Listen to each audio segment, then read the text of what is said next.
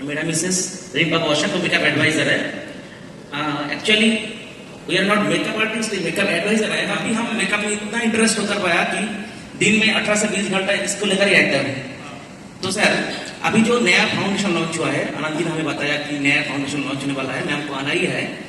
तो सर ये नया फाउंड पहले तो स्पॉटलाइट फाउंडेशन था ही, तो आज जो फाउंडेशन है लॉन्च, ये ब्रांड ऐसा हो गया कि इसके लिए कोई सेमिनार कराना की जरूरत है नहीं।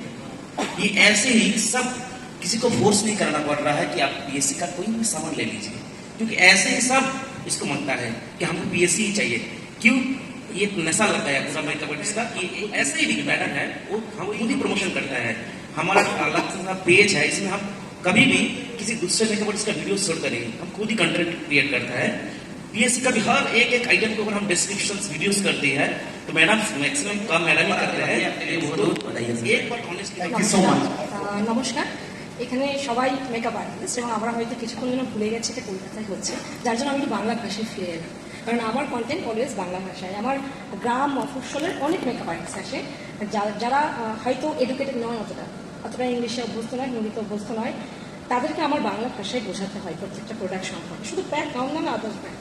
তবে আমি সেটা যেটা সবসময় বলে, অনেক জুনিয়র আছে, সবে বিগিনার্স মেকআপ আর্টিস্ট, তারা হয়তো অত কস্টলি প্রোডাক্ট ইউজ করতে পারে না, তাদেরকে আমি রেকমেন্ড করি প্যাক কসমেটিক্স।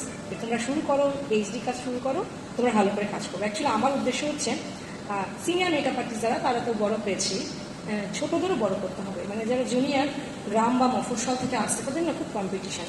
মানে ওদের এক একটা কথা আমি শুনি, কন্যাশ্রী টাকা নিয়ে মেকআপ প্রোডাক্ট কিনে কাজ করছে। মানে আমি কি বলবো, একজন একটি মেয়ে এসে বলছে, দিদি আমি 60,000 প্রোডাক্ট কিনেছি, 7,000 টাকার প্রোডাক্ট কিনেছি, এখন একটা কাজ পাইনি। আমার কাছে এসে বলে, তো আমি তাদের বলি, তুমি প্লিজ ফিরে যাও, তোমার কাছে যা প্রোডাক্ট আছে তুমি আমাকে বলো, আমি তোমাকে গাইড করে দেবো তুমি কী করে কাজ করবে। তুমি সোশ্যাল মিডিয়া প্রমোশন করো তোমার অঞ্চলে, তুমি কাজটা রেডি করার একটা প্ল্যাটফর্ম রেডি করো, কাজ পাও। আমি সকল মেকআপ আর্টিস্টকে বলে কাজ পাও, নিজের পায়ে দাঁড়াও। আর আমি বাংলা ভাষা এই কারণেই বললাম, মানে আমার মনে হলে আমি কলকাতায় নেই, মুম্বাইয়ে আছি। সবাই হিন্দিতে কথা বলছে, সব ল্যাঙ্গুয়েজকে আমি রেসপেক্ট করি, কিন্তু আমার প্রচুর ফলোয়ার্স আছে বাংলা। তারা অনেক গরিব ঘর থেকে আছে, অনেক স্ট্রাগল করে বড় হচ্ছে, যাদের কাছে এডুকেশন পৌঁছায়নি, তারা চাইছে যে হয়তো বিউটিশিয়ান বা মেকআপকে আগলে একটু নিজের পায়ে দাঁড়াবে। এমনও শুনি নিজের হাজব্যান্ডের ডিজিজ আছে, নিজের ঘরে অটিস্টিক বেবি আছে, তারা মেকআপ প্রফেশনে আসছে শুধুমাত্র কি 8% মানুষের সাথে মিশতে পারবে বলে।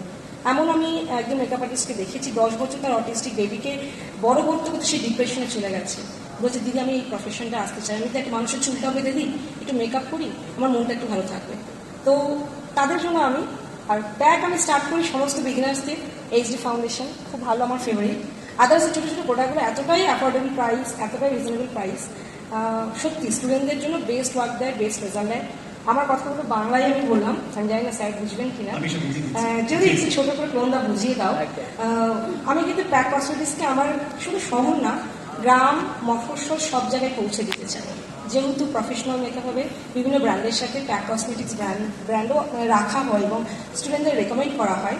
তো আমি চাই প্যাক কসমেটিক্স আমার জুনিয়র ছোটো, যারা ছোটো থেকে বড় হচ্ছে, তাদের হাত ধরেও আসুক, কারণ তারা যখন সিনিয়র হবে তারা কিন্তু একটা বড় বিজনেস দেবে, শুধু প্যাক না, আদার্স সব ব্র্যান্ডকে। তো thank you so much sir, এত অ্যাফোর্ডেবল প্রাইসে। Thank you so much.